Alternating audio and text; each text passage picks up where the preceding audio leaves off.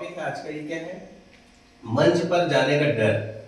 सबसे पहला क्या है, नोट करते जाना है ना, कि मंच पर जाने का एक डर लगता है। जैसे मैं बोलूंगा सामने आ जाओ, किसी को बुलाऊंगा, या कोई क्लास में मैडम बोलेगी कि आ जाओ, सामने आ जाओ, या किसी को भी बोले यार तेरे को मंच पे 2 लाइन बोलना है, तो हाथ पांव कांपने लग जाता है। क्यों कांपने लग जाता है, कैसे उसको दूर करें, ये सारे टॉपिक्स आज हम लेंगे। मंच पे जाने का डर क्यों लगता है बताओ?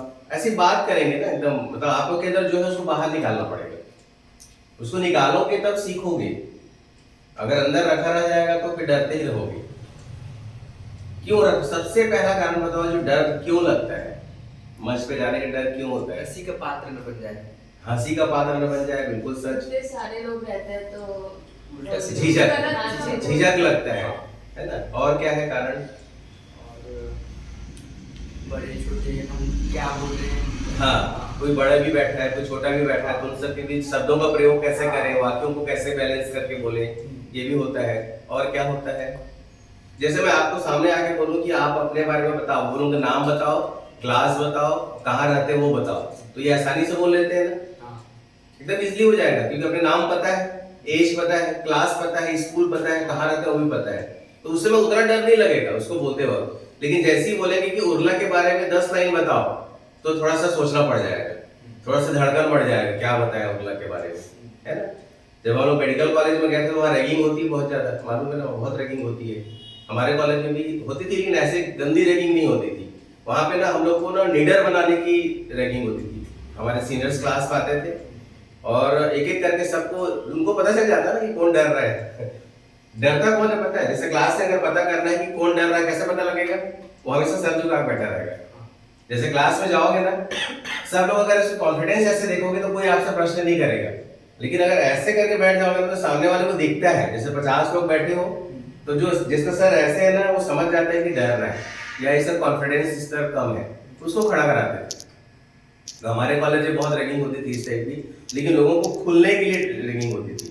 जैसे खड़े कर देते थे, जैसे एक लड़का था हमारे क्लास में, कहाँ का था, भाटापारा का था, उसको बोले तुम भाटापारा के बारे में पूरा बताओ, क्या है भाटापारा के बारे में, लेकिन अपने बेंच पे खड़े होके बताओ। तो उसको खड़े कर दिए, फिर उसको बताने लगा भाटापारा यहाँ पे है, ये है, वो है। तो उससे क्या होता है, धीरे धीरे खुलने लगा। रोज रोज जब होने लगा ना, फिर बाद में ऐसा हो गया कि वो मन संचालन करने लग गए, क्योंकि वो डर खत्म हो गया, क्योंकि अपने सोच सोच के बोल रहा था, वो चीजें खत्म हो गई।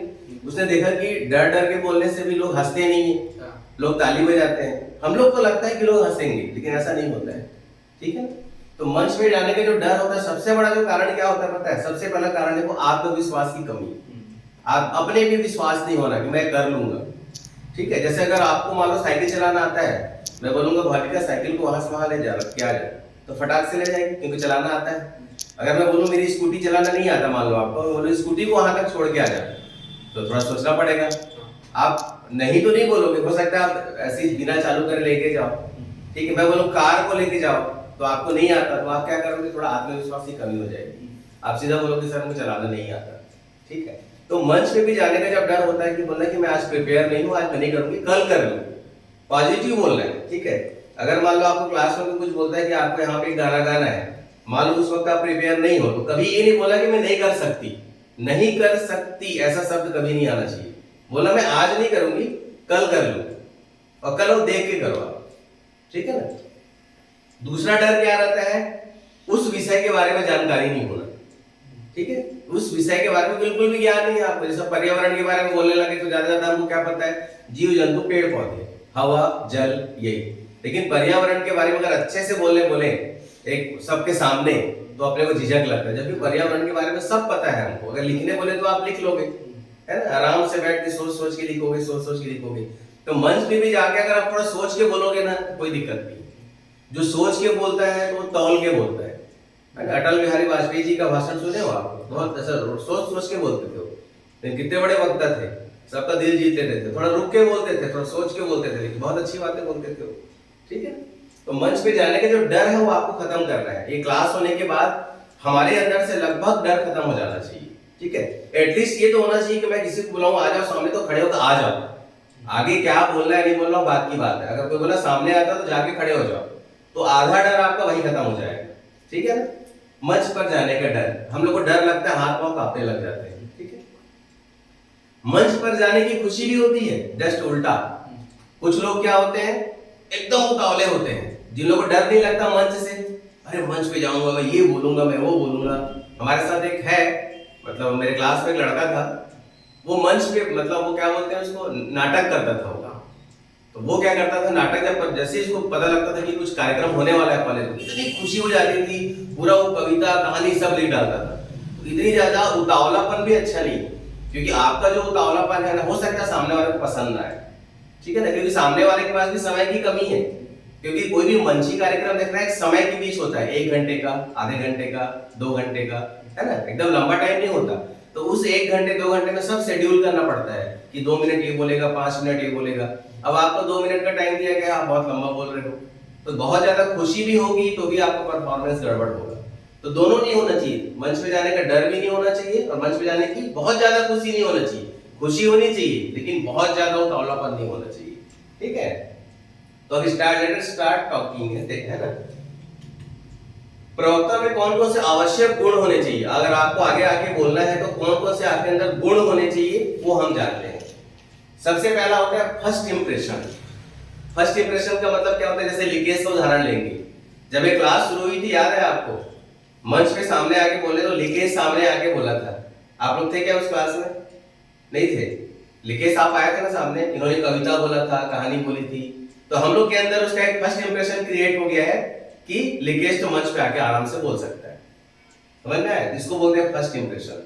भाविका को जैसे बोली कि सर मंच पे, पिछली क्लास में क्या बोली थी वो, कि हमको डिबेट करने में थोड़ा सा झिझक होता है, हम पार्टिसिपेट नहीं कर पाते, लेकिन भाविका डांस बहुत अच्छा करती है मंच पे। देखियो भाविका का डांस ना, वो मंच पे क्यों करती है डांस, वो भी तो एक मंच है, लेकिन डांस बहुत अच्छा परफॉर्मेंस करते हो आप। क्यों करते हो? क्योंकि आप ट्रेंड होते हो, उसका प्रैक्टिस किए होते हो। क्योंकि आप प्रैक्टिस कर लिए हो तो मंच पे कितनी भी भीड़ के सामने आप बहुत अच्छा डांस कर पा रहे हो। सेम चीज बोलने वाली बात है, जब आप प्रिपेयर हो जाओगे उसके बाद जब बोलोगे प्रैक्टिस करके तो उसको भी बोल लोगे। तो बहुत, दोनों में ज्यादा अंतर नहीं है, बल्कि मंच पे डांस करना ज्यादा कठिन है बजाय बोलने के। क्योंकि हम बोलने की चीज को तो देख के भी बोल सकते हैं, लेकिन डांस को तो आप देख के नहीं कर सकते, उसको तो सीखना पड़ेगा, उसको तो प्रैक्टिस करना पड़ेगा, ठीक है। तो आपका जो फर्स्ट इंप्रेशन क्रिएट होता है, अब उसको एग्जांपल से समझते हैं। जैसे आपके क्लास में कितने बच्चे हैं? लगभग एवरेज 40 to 50 रहते हैं लगभग। अब आपका ना एक इंप्रेशन क्लास में क्रिएट हो गया है। जैसे कैसे इंप्रेशन क्रिएट होता है क्लास में, कि ये लड़की बहुत शर्मीली है ना, ये लड़का बहुत बदमाश है, होता है कि नहीं होता है? अब जैसे, या कोई लड़की है जो बहुत हेल्पफुल है, तो वो फर्स्ट इंप्रेशन है जो किसके बीच क्रिएट हुआ है, उसी क्लास के बीच। जैसे कोई बोले कि कोई लड़की बहुत शर्मीली है, शाई है बहुत, और अचानक से अगर वो आके एकदम एक्सट्रोवर्ट होके खुल के बोलने लग जाए तो लोगों को क्या लगे, अरे ये कैसे बोल रही है, ये कैसे पॉसिबल है, ये तो हो ही नहीं सकता, क्या हो गया इसको, ऐसा होता है ना। वो इसलिए बोलते हैं क्योंकि आपका जो फर्स्ट इंप्रेशन है वो उनके दिमाग में पहले से बैठा हुआ है कि ये लड़की इस तरह की है, ठीक है। इसका जस्ट उल्टा भी होता है। मान लो बहुत स्मार्ट लड़की है, बहुत स्मार्ट लड़का है क्लास में और एकदम खुल के बात करता है लोगों से, अचानक से वो चुपचाप बैठ जाए, एकदम शांत बैठ जाए, एकदम उदास बैठ जाए, तो भी आप लोग के अंदर क्या आएगा, अरे इसको क्या हो गया, बीमार हो गया क्या, ये तो ऐसा था ही नहीं। ऐसा होता है कि नहीं होता है? तो ये सारी चीजों को बोलते हैं फर्स्ट इंप्रेशन, है ना। You never get a second chance to make a first impression. आपको दोबारा कभी फर्स्ट इंप्रेशन के लिए सेकंड चांस नहीं मिलेगा। वो कब मिलेगा, ये भी इसके एक ट्रीटमेंट पार्ट है। ट्रीटमेंट पार्ट मतलब कैसे है, मान लो अपने लोग का एक समूह है, ठीक है, 1 2 3 4 5 6 7 8 लोग यहाँ पे हैं। अब 8 लोग के सामने आपका जो इंप्रेशन है आप लोग का मेरे प्रति, है ना, वो कैसे दूर होगा?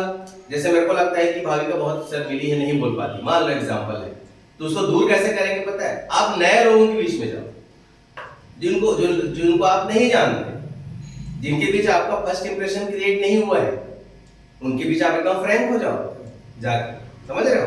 तो क्योंकि उनके बीच में तो आप, उनको तो पता ही नहीं है आप किस टाइप के हो, तो उनके बीच जाके जब एकदम फ्रैंक हो जाओगे, फिर अपने लोगों के बीच बोलना बहुत आसान हो जाएगा। सबसे कठिन काम होता है अपने घर वालों के सामने बोलना, सबसे कठिन काम है अपने घर वाले। जैसे मेरे मम्मी पापा आके यहाँ बैठ जाएंगे तो मेरे को थोड़ा झिझक हो जाएगा अभी, क्योंकि एकदम फ्रंट टू फ्रंट में कहीं बोला नहीं।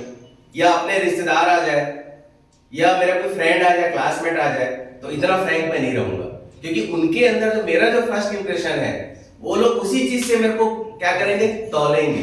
अरे यार योगी तो ऐसा नहीं था, ये कैसे कर ले रहा है ना, ये होगा कि नहीं। तो इसको दूर करने का तरीका क्या है कि आप नए लोगों के बीच जाकर के बोलने का प्रयास करें, तो इससे आपके अंदर का झिझक और डर दोनों खत्म हो जाएगा। जैसे मैं अपने क्लास के बीच में ऐसा फ्रेंड नहीं था, अपना मैं कभी मंच पे नहीं बोला कॉलेज में, ठीक है। अभी भी मेरे को अगर कॉलेज में जाके मंच पे बोलना पड़ा, अब मैं बोलूंगा चाहे कोई भी रहे। लेकिन हो सकता है थोड़ा सा झिझक वहां पे आए, थोड़ा सा कुछ समय के लिए स्टार्टिंग में, फिर जब बोलना शुरू कर देंगे तो वो दूर हो जाएगा। अभी एक एग्जांपल देते हैं, हम लोग अभी जांजगीर रहे थे कॉलेज में, एक इंडस्ट्री में गए थे ना, पिछली इसमें गए थे, क्या कहते थे, याद है तुमको? अभी मेरे ख्याल से 4-5 एक आध सप्ताह पहले गए थे हम लोग। तो डॉक्टर साव सर है ना अपने जो आते हैं, उनका बैचमेट वहां रहता है, ठीक है। अब वो आके सामने ही बैठ गए पूरे 4-5 लोग, ठीक है। अब वो खुद ही चला गया कि यार तुम लोग का प्रेजेंटेशन है, मैं सामने बैठा रहूंगा, तो हो सकता है कुछ चला गया, मिला और चला गया। ये होती समझदारी, क्योंकि हो सकता है कि मेरा परफॉर्मेंस बिगड़ जाए, हो सकता है मैं कुछ प्रस्तुत कर रहा हूँ और वो फ्रेंड मेरा हल्का हल्का मुस्कुरा रहा है या कुछ स्माइल कर रहा है, तो मेरे को लगे यार पता नहीं क्या सोच रहा है मेरे बारे में, होगा कि नहीं होगा। तो अपने को क्या करना है, आगे आगे आएगा वो पॉइंट, अपने को वैसा नहीं सोचना है। वक्ता मीन्स वक्ता, ठीक है। जैसे एक बस का ड्राइवर होता है, जब गाड़ी चलाता है तो उसको ये नहीं मतलब है कि पीछे कौन क्या कर रहा है, वो सिर्फ ये देखता है कि रोड में गड्ढे कहाँ है, ब्रेकर कहाँ है, सिग्नल क्लियर है, उसका काम सिर्फ बस चलाना है। जैसे मैं यहाँ पे आ गया तो मेरे को कोई मतलब नहीं आप लोग मेरे बारे में क्या सोच रहे हो, मेरा काम है प्रेजेंटेशन में, समझ में आया। तो फर्स्ट इंप्रेशन का मतलब समझ में आया, जो हमारे प्रति लोगों के मन में पहला इंप्रेशन बनता है उसको फर्स्ट इंप्रेशन बोलते हैं, ठीक है। प्रसन्नचित मुद्रा, पहले वाले में क्या पॉइंट आया था कि एकदम खुश नहीं होना है, एकदम अति उत्साही नहीं होना है, लेकिन प्रसन्नचित मुद्रा, एकदम मुस्कुराते रहे, खुश रहे। मतलब अगर आप मंच पे हो तो लोगों को लगे कूल लगना चाहिए, देखिए एकदम तनाव में एकदम टेंशन है, क्या होगा क्या होगा क्या होगा, ऐसे ऐसे हाथ ऐसे उंगलियों को ऐसे करते हैं ना, अपन ऐसे ऐसे कर, ये सब नहीं होना चाहिए। मंच पे जाके एकदम स्माइलिंग रहो, एकदम स्माइलिंग। क्यों? क्योंकि जो हो रहा है वो तो होके रहेगा, तो स्माइलिंग रहोगे तो क्या रहेगा, हो सकता है लोगों को और अच्छा लगेगा। तो स्माइलिंग रहना है, हमेशा खुश प्रसन्नचित रहना है, ठीक है। प्रसन्नचित मुद्रा हमेशा बनाए रखना है। कार्य के अनुरूप वेशभूषा होना चाहिए, ये बहुत इंपॉर्टेंट है आपके प्रेजेंटेशन में। जैसे हम लोग जब जाते हैं प्रेजेंटेशन देने के लिए तो जनरली हम ऐसे ही कपड़े पहन के जाते हैं, है ना। हमारा कोई फोटो देखोगे आप अगर फेसबुक में होगे मेरे साथ, हम लोग ऐसे ही कपड़े पहनते हैं। क्यों? क्योंकि हम भारतीय संस्कृति के बारे में बात करते हैं। जब हम भारतीय संस्कृति के बारे में बात करते हैं तो हमको ऐसे भारतीय कपड़े पहन के बात करना तो अच्छा लगेगा। जैसे मंच पे भागवत सुनते हैं, गीता सुनते हैं, रामायण सुनते हैं, तो उनको कपड़े कैसे होते हैं, वो लोग जीन्स और टी शर्ट में नहीं दे सकते, उन लोग कैसे धोती कुर्ता या भारतीय जो परिधान है उसमें रहते हैं, इसलिए हमको अच्छा लगता है। वही अगर सब पुलिस का ड्रेस पहन के बैठ जाए और रामायण करने लगे, अच्छा लगेगा क्या? नहीं लगेगा। तो ये है कार्य के अनुरूप वेशभूषा। अगर किसी को डांस करना है ना, तो जैसा डांस है वैसे अगर वो कपड़े पहने तो उसका परफॉर्मेंस देखने में मजा आएगा। अगर वो वेस्टर्न डांस कर रहा है और कपड़े भारतीय पहन लिया, या भारतीय लोक नृत्य करना है और कपड़े वेस्टर्न पहन लिया, अच्छा लगेगा? नहीं लगेगा, क्योंकि हमारे अंदर जो चित्र बना हुआ है उससे वो मैच हो तो ज्यादा अच्छा है, ठीक है। तो कार्य के अनुरूप हमेशा आपकी वेशभूषा होनी चाहिए। शब्द से ज्यादा आचरण का प्रभाव होना चाहिए। शब्द से ज्यादा मतलब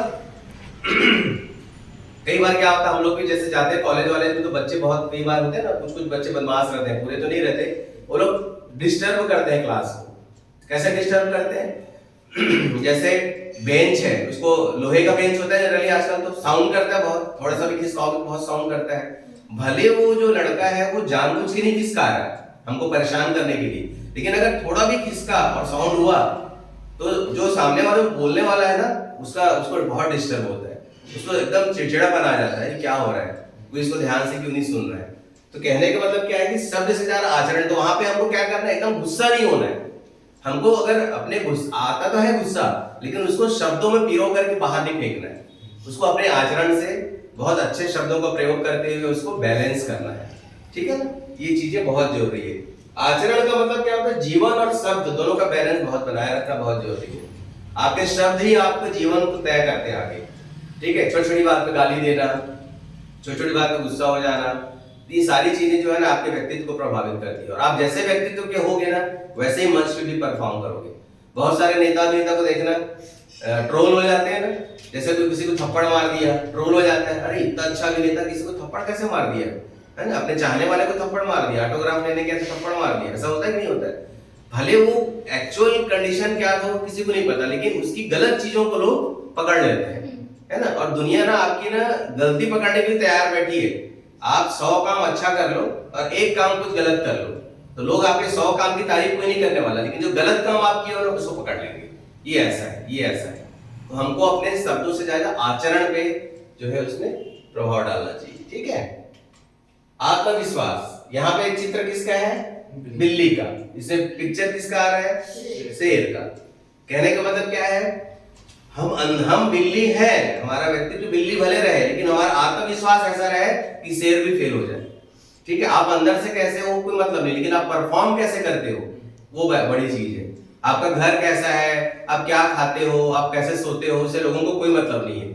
आपने परफॉर्मेंस कैसे दिया, चाहे वो नेता हो, अभिनेता हो, चाहे हमारे जिले का कलेक्टर हो, चाहे आपके गांव का डॉक्टर हो, चाहे आप खुद हो, चाहे आपके घर का कोई सदस्य हो, उससे किसी को कोई मतलब नहीं है। कोई नहीं पूछता क्या खाया, क्या पिया, कहां सोया, आपका परफॉर्मेंस क्या था वो देखते हैं। तो आत्मविश्वास ऐसा बनाए रखो कि शेर का भी सामना कर सको। आत्म प्रेरणा होनी चाहिए। आत्म प्रेरणा मतलब यहाँ पे छोटा सा पॉट रखा है, एक बड़ा पॉट है और एक छोटा पॉट है। अब इसमें से जो फिश है वो जंप करके कहां जा रही है? बड़े पॉट में। कहने का मतलब आप हमेशा अपने आप को ऊपर उठाने का प्रयास करो, और ऊपर उठाने का प्रयास तभी हो पाएगा जब आपके अंदर से प्रेरणा आएगी। आप अगर डरोगे कि नहीं मैं यहां से वहां जाऊंगी, जैसे अगर मछली डरने लग जाए कि यहां से यहां जाने में अगर मैं गिर गई तो मर जाऊंगी, वो नेगेटिविटी है। अगर ऐसा सोचोगे कि मैं यहां से वहां जाने में मेरे को डर है या झिझक है या मेरी लाइफ में ऐसा हो जाएगा, तो वो कंफर्ट जोन हो गया। कंफर्ट जोन में जब तक रहोगे कभी आप अच्छा नहीं कर पाओगे। आपको लोगों का मतलब कहावत है, एक शास्त्रों में लिखा है, जब आप अपमान पीना सीख जाते हो, अगर कोई अपमानित कर रहा है आपको, जैसे आप मंच में किया, अरे यार तू कैसा डांस किया, अरे यार तू कैसा परफॉर्म किया, अच्छा नहीं की, उसको पी लो, अगली बार फिर करो, फिर बोला हाँ यार थोड़ा पहले थोड़ा ठीक था, ठीक है, फिर प्रयास करो, फिर प्रयास करो। जो आपकी बुराई किया ना कि तुम्हारा परिवार वही आके आपको सुनेगा, ठीक है ना। तो ये सारी चीजें कब होती है? जो अपमान की स्टूडेंट्स हो ना, अपमान को पीना आना चाहिए। स्टूडेंट्स का सबको पीना आना चाहिए। कोई भी आपका अपमान करता है तो उसको ना अपना भड़ास मत निकालो। आपके रास्ते में बहुत सारे कांटे बिछे हुए हैं ना, तो आप एक एक कांटे को उठा नहीं सकते, उससे अच्छा चप्पल पहन लो, चप्पल पहन के चलना शुरू कर दो। आप एक एक कांटे कब तक उठाओगे? कांटे तो बहुत मिलेंगे, पूरे रास्ते भर मिलेंगे, तो कितने कांटे की गिनते रहोगे? तो अपमान भी वैसे ही है। अपमान जब तक हम है तब तक अपमान भी होगा, सम्मान भी होगा, दोनों होगा। हमको सम्मान में तो बहुत खुशी मिल जाती है, लेकिन अपमान में हम गुस्सा हो जाते हैं। तो अपमान को भी पीना सीखना चाहिए, ठीक है। तो आत्म प्रेरणा जब होगी तभी आप, जैसे यहाँ पे अगर मैं अभी पिछली बार बताया था कि आपको 4 लाइन बोलना है, आपको प्रिपेयर होके आना था, आते और सामने आके जैसे ही मैं बोला एक एक करके आओ, बोलना शुरू कर देना, देखना आपका आत्मविश्वास बढ़ेगा, क्योंकि आपको जो बोला गया आपने कर दिया। अगली बार मैं कुछ बोलूंगा फिर उसको करोगे, तो 1 बार 2 बार 3 बार 4 बार जब करते जाओगे ना, तो आपके अंदर से डर ही खत्म हो जाएगा, ठीक है। तो ये आत्म प्रेरणा हमको होनी चाहिए। बॉडी लैंग्वेज, बॉडी लैंग्वेज कैसे मतलब? बॉडी लैंग्वेज मतलब फ्री होके बात करना चाहिए, एकदम सावधान होकर, ऐसे नहीं। ये वाला जो पोजीशन है ऐसे भाषण दे सकते हैं क्या? बहुत से लोग देख रहे हैं ऐसे भाषण देते हैं, ये कोई पोजीशन नहीं है। बॉडी लैंग्वेज मींस अगर हमको आसमान बोलना है तो आसमान की तरफ हाथ, है ना। हम बोल रहे हैं तो हाथ को ऐसे करना है, आपको बोल रहे हैं तो सामने करना है, ये बॉडी लैंग्वेज है। अगर हमको बोला हम सब मिलकर आसमान की तरफ देखेंगे, अच्छा लग रहा है क्या? हम सब मिलकर आसमान की तरफ देखेंगे, ये बॉडी लैंग्वेज हुआ ना। तो ये बॉडी लैंग्वेज इसलिए जरूरी है क्योंकि आप जो बोल रहे हो उसको मैच करना चाहिए आपके बॉडी लैंग्वेज से, तो देखने वाले को भी अच्छा लगता है, आपका भी कॉन्फिडेंस बढ़ता है। जितने भी वक्ता हो गए बड़े बड़े, देख रहे हाथ को ऐसे करके बताएंगे, ऐसा करके बताएंगे, करते रहते हैं ना लोग, वो बॉडी लैंग्वेज है, ठीक है। और बहुत ज्यादा बॉडी लैंग्वेज ही नहीं करना, जरूरत से ज्यादा कि हम एक थाली लेंगे उसमें खाना रखेंगे फिर गिलास, ऐसे नहीं, एक एक चीज को भी नहीं। बहुत से लोग रहते हैं ऐसे, एक थाली लेंगे उसमें चावल डालेंगे, सब्जी डालेंगे, खीर डालेंगे, है ना, एक पानी का गिलास रखेंगे फिर खाएंगे, ऐसा कुछ नहीं ठीक है। ये भी एक तरीका है लेकिन वो गलत है। जरूरत से ज्यादा भी बॉडी लैंग्वेज आपको नहीं करना। एक आजादी होनी चाहिए, जैसे हमको बोलने की आजादी है, हमारा बॉडी भी फ्री होना चाहिए। बॉडी फ्री हो, हम कुछ कुछ चीजों को बताएं, एकदम बंद के न रहे। बांध के आप बहुत ज्यादा फ्री नहीं हो सकते। चिड़िया को अगर बांध दोगे तो ज्यादा बहुत ऊपर नहीं उड़ पाएगी, उसका एक बॉर्डर बन जाएगा। तो इस तरह का होता है। तो बॉडी लैंग्वेज आपका सही भाव भंगिमा है, मतलब मान लो बहुत हंसी वाली बात चल रही है, एकदम सीरियस को बना लियो आप, या कोई सीरियस किसी के बारे में बता रहे हो, एकदम हंस हंस के बता रहे हो। जो न्यूज सुनते हो ना, न्यूज रीडर को देखना, जब दुख वाली खबर देते हैं ना, थोड़ा सीरियस हो जाते हैं वो लोग कि यहाँ पे प्लेन दुर्घटना हुई या रेल दुर्घटना हुई। जब उसका न्यूज देते हैं थोड़ा सा लोग सीरियस हो जाते हैं, ठीक है। और जब खुशी वाला खबर देते हैं थोड़ा सा स्माइल लेके बोलते हैं वो लोग। तो न्यूज रीडर को देख के भी आप बहुत कुछ सीख सकते हो, अगर देखो कैसा न्यूज कैसे पढ़ते हैं। तो अगर एक्सप्रेशन देख रहे हैं, भावभंगिमा मतलब वही होती है ना। बहुत दुख वाला खबर देना है तो थोड़ा सा अपने को वैसे ही मैसेज देना चाहिए, बहुत खुशी वाली है तो थोड़ा स्माइलिंग होकर देना चाहिए, ठीक है। नजर मिलाकर बात करना, ये बहुत इंपॉर्टेंट है। इसको लोग ना समझ नहीं पाते मतलब the power of eye contact. नजर मिलाने का मतलब ये नहीं कि आप किसी एक से नजर मिला के बात कर रहे हो, ठीक है, या पूरे कार्यक्रम में आपने एक से नजर मिला के बात की, बाकी तरफ देखा ही नहीं, ऐसा नहीं। नजर मिला के बात करने का मतलब मैं अभी आपको देख रहा हूँ, फिर आपको देख रहा हूँ, फिर देख रहा हूँ ना, ऐसा है। तो ये है सबसे नजर मिला के, ताकि जो यहाँ पे जो बैठे उनको लगे कि हमको देख के भी हम भी प्रेजेंट है इस क्लास में। पहला इससे फायदा ये होता है। दूसरा ये फायदा होता है कि आपकी बातों को सामने वाला बहुत ध्यानपूर्वक सुनता है, क्योंकि आप उससे डायरेक्ट आई कांटेक्ट करके बात कर रहे हो, ठीक है। अब जैसे बहुत सारी, ये तो छोटी क्लास हो गई कि अपन सबसे कांटेक्ट कर ले पा रहे हैं, है ना। लेकिन मतलब बहुत ज्यादा भीड़ है तो कैसे करोगे? बहुत ज्यादा भीड़ में सबसे ज्यादा डर लगता है। कितना भी बड़ा वक्ता होगा ना तो प्रिपेयर होके जाता है। हम लोग को भी बहुत ज्यादा भीड़ में बोलना होता है तो हमको प्रिपेयर करना पड़ता है पहले। लेकिन वहां पे हम एक से नजर नहीं मिला सकते, क्यों?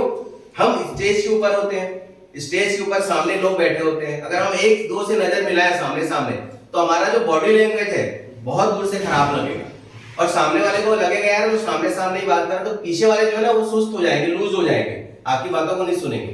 तो आपको क्या करना है, वहां पे आप जनरली ना पीछे वालों से नजर मिलाओ। जो पीछे बैठे हुए होते हैं ना उनको देखने की कोशिश करो।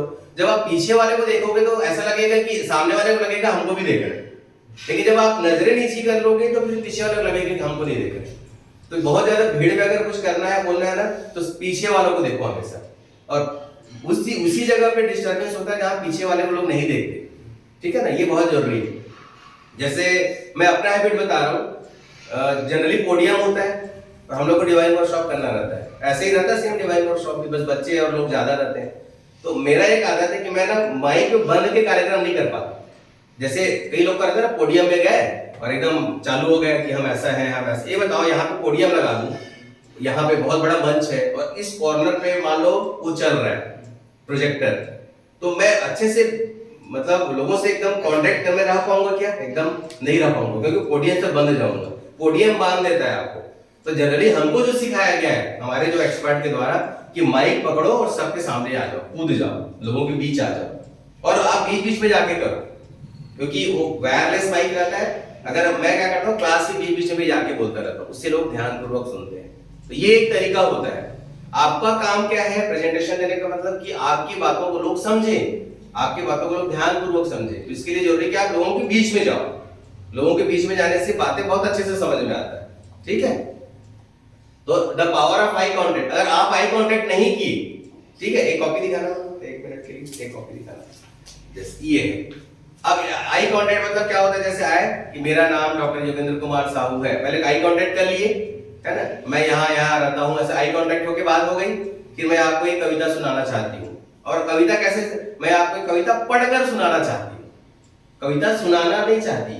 अगर आप देख के बोल रहे हो तो बोलो मैं कविता पढ़कर, तो सामने वाला पहले से तैयार रहेगा कि पढ़कर बोलने वाली है, ठीक है। तो आप जैसे ऐसे पढ़ोगे ना तो उसको बुरा नहीं लगेगा, मतलब उनको लगेगा पढ़ के सुना रही, मतलब आप पहले ही बता दी कि पढ़कर, तो ऐसे करके आप देख के पढ़ सकते हो, ठीक है। अब आप पढ़ने का भी मतलब ये नहीं जैसे 2 लाइन पढ़े और एकदम पढ़ के लास्ट में खत्म कर दिए, ऐसे नहीं।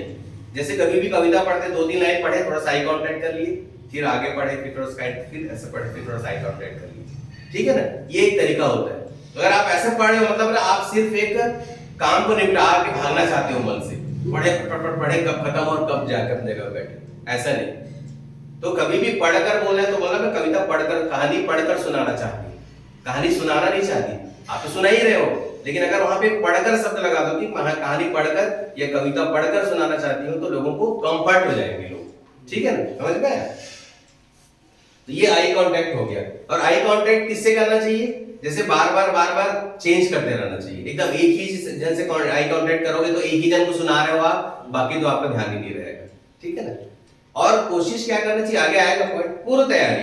पूर्व तैयारी मतलब मैंने क्लास लेने पहले आप लोगों को पूर्व तैयारी के लिए बोला था कि कुछ भी लिख के लाना, तो ये पूर्व तैयारी है कि आपको बोलने से पहले कुछ न कुछ मैटर तैयार करके आना, चाहे उसको देख के बोलो चाहे बिना देख के बोलो।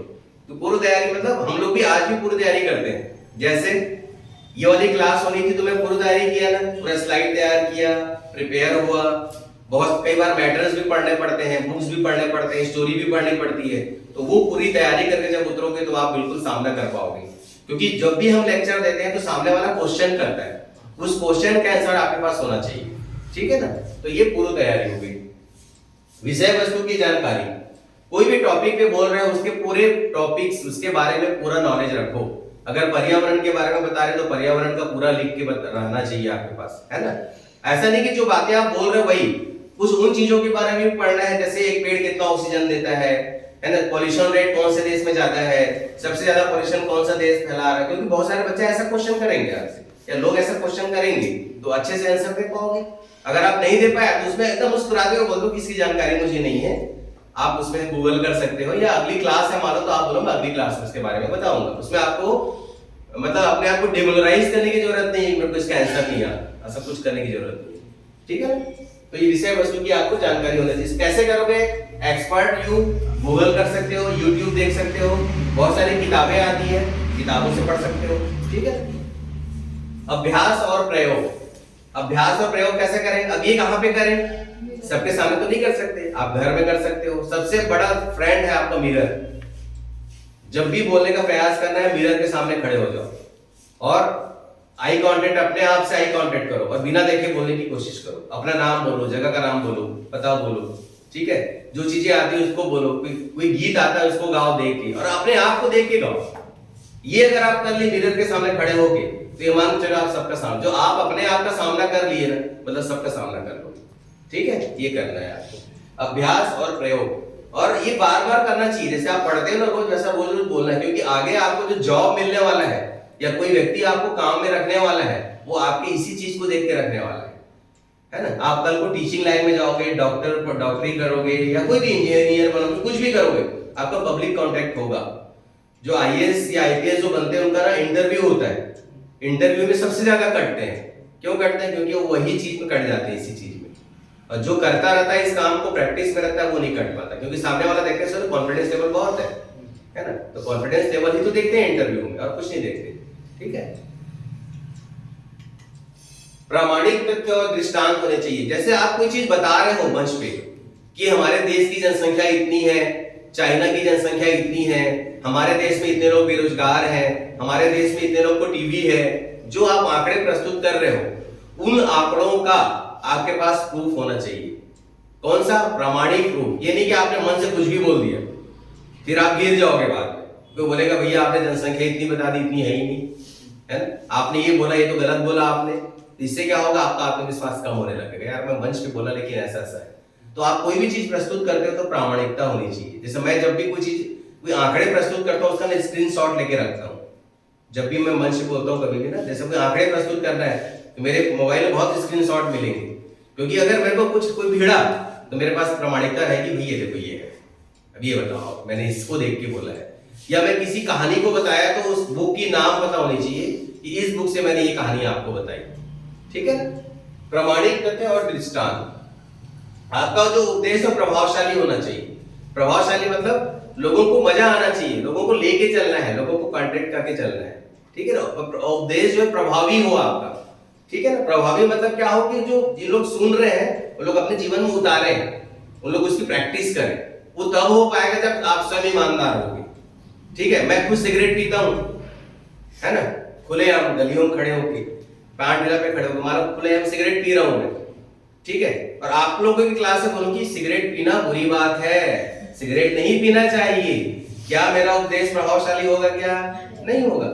मैं खुद मांसाहार खाता हूं, गली के ठेले में खड़े होकर अंडे खा रहा हूं, ठीक है ना, लोग खाते हैं ना खड़े होके, और आप लोगों को बोलो कि नहीं मांसाहार खाना गलत है, ये सब खाना गलत है, ये अच्छी बात नहीं है, तो लोगों को प्रभावशाली लगेगा, क्या नहीं लगेगा। आप जितने ऑनेस्ट अपने लाइफ में रहेंगे उतना प्रभावशाली आपका वक्तव्य होगा, ठीक है। माइक पर बोलने का अभ्यास करें। आजकल तो ये सब बहुत सारी बहुत सुविधा मिल गई है, बहुत सस्ते में चीजें आ जाती है, तो हमेशा माइक हाथ में लेके बोलने का प्रयास करें। हम लोग यही प्रैक्टिस करते थे पहले, बहुत प्रैक्टिस की माइक बोलने का, घर पे ही प्रैक्टिस करते थे, है ना। स्पष्ट उच्चारण होना चाहिए। जब आप बोलो ना तो पूछो सामने वाले को समझ में आ रहा है कि नहीं आ रहा, मैं क्या बोल रहा हूँ। अगर वो बोलो कि हाँ आ रहा है तो ठीक है, अगर बोले कि नहीं क्लियर नहीं आ रहा है तो उच्चारण को स्पष्ट करो। कई बार क्या होता है, जैसे मैं अपना बता रहा हूँ एग्जांपल, मैं बहुत फास्ट बोलता था, बहुत ज्यादा, अभी भी मैं फास्ट ही बोलता हूँ। उसका एक रीजन है, मेरे को बोले कि आप बहुत फास्ट बोलते हो, मैं बोला समझ में आया, समझ में आती लेकिन थोड़ा धीरे करो, मेरे को कम समय में बहुत सारी चीज प्रस्तुत करनी होती है, तो आपको तो फास्ट बोलना ही पड़ेगा। एकदम आराम से करूंगा तो 2 स्लाइड में आधे आधे घंटे लग जाएंगे, ठीक है ना। तो इसलिए क्या करना है, स्पष्ट उच्चारण, आवाज में उतार चढ़ाव, एकदम एक रिदम में नहीं बोलना है, धीरे भी होना है। जहां ज्यादा जोर से बोला वहां ज्यादा बोलना है, जहां धीमा होना वहां धीमा होना है, जहां हंसी मजाक वहां हंसना भी है, ठीक है। जहां दुखी वाली बात वहां थोड़ा सा उदास भी होना है। तो वो भाव भंगिमाएं जो आई थी पहले वो जरूरी है, ठीक है ना। दृश्य श्रव्य संसाधनों का उपयोग, जैसे आजकल हम लोग इसकी यूज कर रहे हैं कि नहीं, प्रोजेक्टर है, ये माइक है, रिकॉर्डर है, सारी चीजों को यूज करते हैं। इससे क्या होता है, आपका क्लास, आपका लेक्चर, आपकी बातें प्रभावशाली हो जाती है, ठीक है ना। समय सीमा का ध्यान रखना है, टाइम का ध्यान रखना है। अगर आपको कोई बोल रहा है कि 5 मिनट प्रस्तुति करना है, आप 15 मिनट की तैयारी पहले से करके गए हो, तो क्या होगा, अधूरा हो जाएगा। अब 5 मिनट के बाद मान लो वो मना कर दिया कि हो गया आपका टाइम, आप जाइए, तो आप तो बातें अधूरी कर पाए। इसलिए अगर कोई 5 मिनट का आपको टाइम दिया तो आपका प्रिपरेशन 4 मिनट का होना चाहिए, ताकि आप 1 मिनट पहले ही बातें खत्म कर दो। अगर आपको कोई बोला 10 मिनट आपको बोला है, तो आप जो बात करने वाले हो 8 मिनट के लेवल पे ही बोलो, 2 मिनट पहले ही चले जाओ, वो ज्यादा बेटर है, बजाय इसलिए कि 10 की जगह आप 15-20 मिनट करो, ठीक है। ये सारी चीजें आती है, तो समय सीमा का हमेशा ध्यान रखना है। जैसे यहाँ पे जब कार्यक्रम होता है तो हम लोग बोलते थे ना 10 मिनट ज्यादा नहीं होना चाहिए, 5 मिनट। उससे क्या होता है, सामने जो कार्यक्रम होता है उसमें शेड्यूलिंग करने में आसानी होती है। आपका 5 मिनट है तो 10 तो गए, 5-5 मिनट वाले तो 50 मिनट तो ऐसे ही हो गया। अब एक एक आदमी 15-15 मिनट तैयार करेगा तो 1 घंटे में 3 ही लोग का प्रस्तुत हो पाएगा। तो ये सारी चीजों का ध्यान रखना है। बड़ी सोच रख के ऊंचा लक्ष्य लेके चल रहा है, सोच बड़ी रखो, हमेशा ऊंचा उठने की। ये मत सोचो कि मैं सिर्फ स्कूल के सामने बोलूं, ये सोचो कि बड़े से बड़े मंच से बोल लूंगी, मेरे सामने 1000 लोग भी आ जाए तो मैं बोल लूंगी। बड़े से बड़े मंच से बोलने का प्रयास, कॉन्फिडेंस रखो। चित्र देखे थे ना, बिल्ली क्या करती है, कॉन्फिडेंस शेर जैसा। ये नहीं कि बड़ा मंच है मैं कैसे बोलूंगी, नहीं। आप अगर एक सामने आके बोले तो बड़े से बड़े मंच से कोई मतलब नहीं है। आप समझो कि है तो है, क्या करना है, आपको जो चीजें आती है उसको तो नहीं आती ना, है ना, ये चीजें हैं। संचालक के गुण होने चाहिए, स्वयं का परिचय देना है। कभी भी सामने बुलाया तो अपना परिचय सबसे पहले तो अपना नाम बताओ, क्योंकि बड़े वक्ता को तो सभी लोग जानते हैं, लेकिन जो हम जैसे छोटे लोग जाएंगे, नए लोग, हमको तो कोई नहीं जानता, तो पहले हमको अपना परिचय देना चाहिए। अपना एम, अपना उद्देश्य और निर्देश दोनों देना है कि आपका आने का उद्देश्य क्या, मंच पे क्या बोलना चाहते हो। दर्शकों की रुचि बढ़ाना, उससे पहले क्या करते हैं, जैसे जनरली देखना क्या करते हैं लोग, कई लोग आते हैं ना मंच पे तो बोलते भारत माता की जय, बोलते हैं ना जनरली।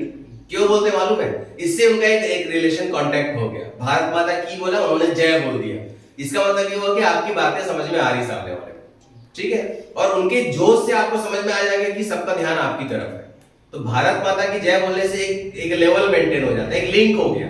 अब आप अपनी बातें सही तरीके से बोल सकते। वाइवा भी जब होता है, वाइवा हमारे कॉलेज में जब होता था तो सबसे पहले पूछते थे आपका नाम क्या है, ठीक है। तो जैसे आप डर डर के जा रहे हो वाइवा देने के लिए, होता है ना, आप लोगों को वाइवा होगा 11th-12th में, तो आपका नाम क्या है, आपने नाम बता दी बहुत आसानी से, अच्छा ठीक है। फिर बोले एकदम इजी क्वेश्चन करते हैं पहले, जो कोई भी वाइवा लेने वाला जो टीचर है देखना सबसे पहले इजी क्वेश्चन करेगा, ठीक है ना। तो इजी क्वेश्चन का हम आंसर दे लेते हैं तो हमारा कॉन्फिडेंस लेवल थोड़ा बढ़ जाता है। फिर धीरे धीरे धीरे जैसे आप इजी क्वेश्चन का आंसर दे पा रहे हो तो आपका जो वाइवा लेने वाला टीचर है वो थोड़ा हार्ड क्वेश्चन करता जाएगा, क्योंकि वो आपके लेवल समझ गया कि ये तो इजीली बता रहा है, मतलब हार्ड कितनी गहराई में तक नॉलेज है इसको, उसको चेक करने के लिए हार्ड क्वेश्चन करेगा। हार्ड क्वेश्चन भी आप दे दिए तो आपको पूरे में पूरा नंबर दे देगा। क्यों? क्योंकि वो समझ गया कि बहुत अच्छे से आंसर दे लेते हैं, ठीक है। आपका नाम पूछा, आप नाम ही नहीं बता पा रहे हो, है ना। और कभी भी जो विषय होता है, जैसे आपका मान लो फिजिक्स का वाइवा है, तो पहला क्वेश्चन कई बार क्या होता है पता है, व्हाट इज फिजिक्स। लोगों को फिजिक्स नहीं मालूम क्या है, मैं एकदम बता रहा हूँ फैक्ट। हम लोग जब कॉलेज में होता है तो बोले what is pathology, what is medicine, what is, ऐसा रहता है क्वेश्चन। अब लोग बैठ के तो बहुत गए, लेकिन सिंपल सी चीज पैथोलॉजी को बताना, सामने वाले को समझाना, वो आना चाहिए। व्हाट इज पैथोलॉजी, है ना। व्हाट इज साइंस, साइंस लियो ना, what is science, what is art, what is commerce, ये क्वेश्चन नहीं बता पाते लोग, जबकि एकदम एक सरल सा है ना। पानी क्या है, व्हाट इज वाटर, तो लोग फिर बोलते हैं वाटर मतलब जल। अरे जल कोई तो पूछ रहा है, पानी क्या है, समझ रहे हो? तो लोग आप प्रिपेयर होके जाओ और बेसिक विषय को जरूर तैयार करके जाओ। जिस विषय पे आपको होने वाला है ना, उसके बारे में जरूर वो होना चाहिए। जैसे हम होम्योपैथी मेडिकल कॉलेज में पढ़े थे, व्हाट इज होम्योपैथी, क्वेश्चन था पहले, आपको वही नहीं पता तो आगे क्या करोगे, है ना? तो ये सारा व्हाट इज आयुर्वेद, तो आयुर्वेद व्हाट इज आयुर्वेदिक, तो ये सिंपल सिंपल सी चीज लोगों को नहीं पता होता है। अभी आप देखना, अभी भी बोलोगे व्हाट इज साइंस तो बताना मुश्किल होगा, भले आप साइंस पढ़ रहे हो, लेकिन साइंस को डिफाइन करना मुश्किल होता है, ठीक है ना? और कुछ लोग क्या करते हैं पता, इतना रट लेते हैं डेफिनेशन को, रट उठा के प्रस्तुत करते हैं। उनको बोलते हैं कि आप ऐसा बताओ कि रिक्शा वाला भी समझ जाए। आपको एक रिक्शा वाले को समझाना है कि विज्ञान क्या है, तो कैसे समझाओगे? ये चीज होनी चाहिए, आपको सरल करना आना चाहिए, कठिन चीजों को सरल करना आना एक अच्छे वक्ता का गुण होता है, ठीक है ना? समय का प्रबंधन, वो टाइम वाला पहले आ गया था, ठीक है? अपने प्रदर्शन पर निगाहें रखो, अपनी बातों को रिकॉर्ड करो। मोबाइल में रिकॉर्डर होता है, आप बोलो उसको रिकॉर्ड करो, सुनो कि आपने गलती कहाँ की, फिर रिकॉर्ड करो, फिर रिकॉर्ड करो। मैं अच्छे से बोलना इसलिए सीखा क्योंकि मैं रिकॉर्ड करता हूँ, आज भी रिकॉर्ड होता है मेरा। अगर मैं वीडियो नहीं हो तो ऑडियो रिकॉर्ड करता हूँ, सुनूंगा जरूर कि कहाँ गलती की और कैसे सुधार किया जा सकता है। तो लगभग मेरे जितने लेक्चर है 10 साल के, उसमें से 50% तो मौजूद है मेरे पास, है ना? तो ये रिकॉर्डिंग वाली चीजें, चाहे आप डांस भी करते हो तो रिकॉर्ड करके देखो आप डांस कैसे कर रहे हो, कहाँ पे गलती हो रही है, उससे आपका परफॉर्मेंस सुधरता है, ठीक है ना? लक्ष्य की प्राप्ति ही सफलता है। आप लक्ष्य प्राप्त करोगे वही आपके लिए सफलता है। उसके लिए क्या करना है, एक बुक आती है हमारे गुरुदेव की लिखी हुई है, सिद्धिदात्री वाक साधना, एक बुक है बहुत मोटी। इसको पढ़ोगे तो एक इसमें पूरे तरीके दिए हुए हैं, कैसे बोलना चाहिए, कैसे प्रिपेयर होना चाहिए। हम लोग जो बोलते हैं आपके इसी बुक से बोलते हैं, भाषण एवं जन गायन की प्रक्रिया एक बुक है, ठीक है? तो ये आज की क्लास में इतनी ही, इसी के साथ